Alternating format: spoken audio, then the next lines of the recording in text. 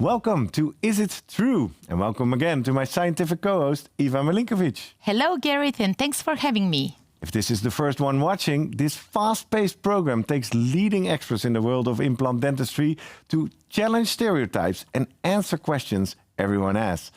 Eva, who is the expert in this episode and what is the question they are answering? As you said, leading experts from the world of implant dentistry. So in this episode, we're happy to be having Howard Gluckman coming from South Africa. And this is a really controversial question that only he, with his experience and multidisciplinary approach, can reply to. So, is it true that socket shield technique is an evidence-based approach for the preservation of the buccal plate? Thanks for the question. And in my mind, there is no doubt that the answer is without a shadow of a doubt, yes.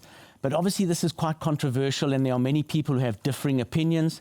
And obviously, the question about, is the data strong enough? And I think that's really the key, is the data strong enough to give us that answer?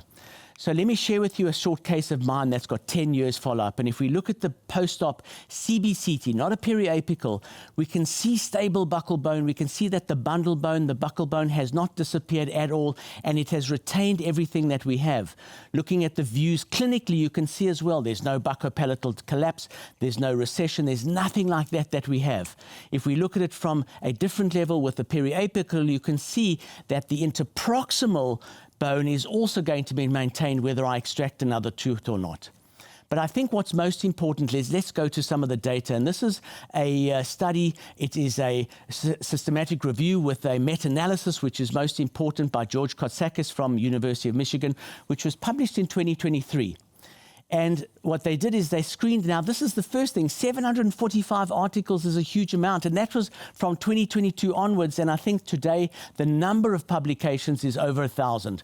55 potential eligible studies, 10 articles finally introduced, 10 cohort, 1-year follow-ups, 506 patients, 587 implants, with a meta-analysis of 3 randomized controlled trials. And that's the thing that everybody always shouts at us is, how are there no randomized controlled trials? There's no prospective data, there's none of that, which every single one of those has now got data, and all of that data has positive outcomes.